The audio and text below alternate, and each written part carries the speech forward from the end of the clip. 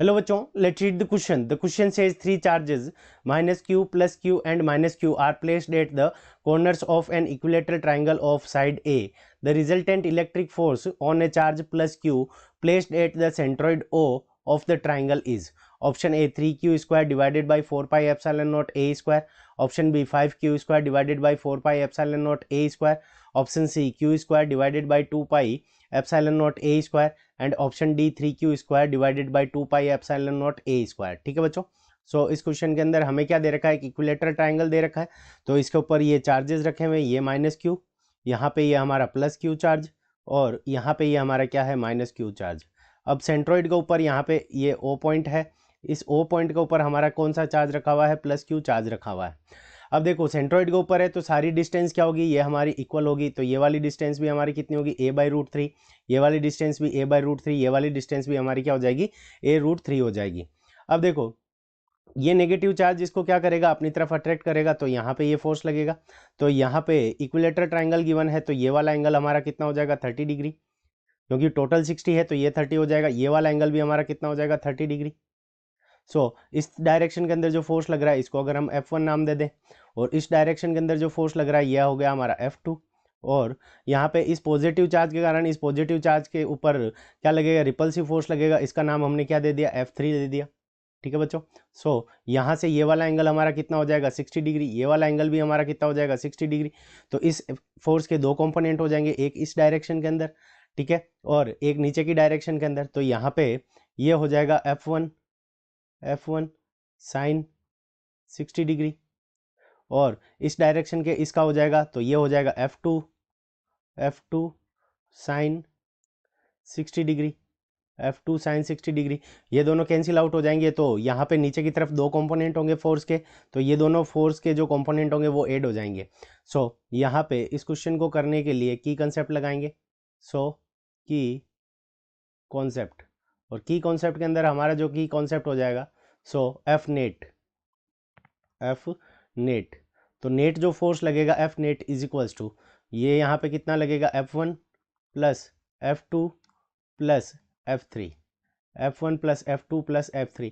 अगर vector form में लिखें तो F1 vector plus F2 vector plus F3 vector, इन तीनों के सम के इक्वल हो जाएगा। और जो फोर्स होगा दो चार्जेस के बीच में, उस फोर्स की वैल्यू हमारे पास में क्या होगी, तो F is equals to 1/4 pi epsilon not, 1/4 pi epsilon not Q1 Q2 divided by r square. ठीक है बच्चों, अब देखो F1 और F2 के ये जो हॉरिजॉन्टल कंपोनेंट है ये दोनों एक दूसरे को कैंसिल कर रहे हैं, तो यहाँ पे केवल F2 और F1 और F2 का जो नीचे की तरफ जो कंपोनेंट है वही क्या होगा, ऐड होगा।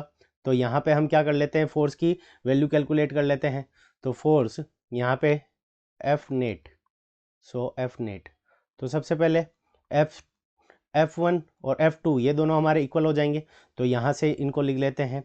तो इसकी वैल्यू अगर हम लिखें तो K की वैल्यू 1/4 पाई एप्सिलॉन नॉट, और यहाँ पे वैल्यू कितनी है चार्ज की, तो यहाँ पे Q और Q, तो यहाँ से क्या आ जाएगा, Q स्क्वायर, और डिवाइड के अंदर जो डिस्टेंस है वो कितनी है, under root a by root three, so a by root three का होल स्क्वायर, तो यहाँ से आ जाएगा ए बाई रूट थ्री का होल स्क्वायर, और यहाँ पे कितना हो जाएगा, तो ये 2 टाइम्स है, क्योंकि F1 और F2 का दोनों का क्या है, हमारा केवल नीचे की साइड का कंपोनेंट है, तो यहाँ पे नीचे की साइड का जो कंपोनेंट हो जाएगा वो हमारा कितना हो जाएगा, कोस 60 डिग्री, प्लस F3 की वैल्यू हमारे पास में कितनी है, यहाँ से आ जाएगा F3। सो F3 की वैल्यू कितनी है, तो ये हो जाएगी हमारे पास में 1/4 pi epsilon naught Q square divided by a under root three का होल स्क्वायर। सो यहाँ से हम क्या करेंगे कि कॉमन ले लेंगे, तो यहाँ से हमारे पास में जो कॉमन आ जाएगा वो क्या आ जाएगा, Q स्क्वायर, और ये अंडर रूट थ्री तो ये चला जाएगा ऊपर की तरफ, तो यहाँ से आ जाएगा 3Q square divided by 4 pi epsilon naught a square. ये हमने क्या कर लिया, दोनों में से कॉमन ले लिया, तो यहाँ पे हमारे पास में क्या बच जाएगा, 2 cos 60 degree, 2 cos 60 degree plus 1, सो यहाँ से cos 60 की वैल्यू हमारे पास में कितनी हो जाएगी 1/2।